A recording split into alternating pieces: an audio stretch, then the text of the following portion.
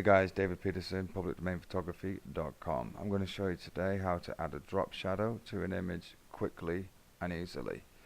First of all, you need a cutout of what you're going to be putting on. Make sure it's on a transparent background because the shadow will apply around this area.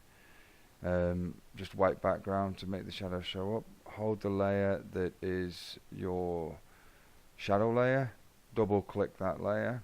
This panel will come up. Layer style, click drop shadow, tick on it.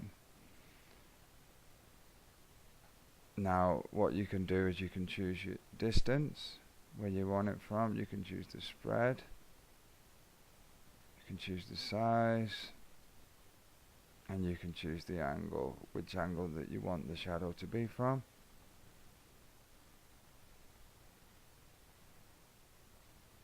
You can add noise to it. There you have it guys, quick, simple, easy use of adding a drop shadow to any image.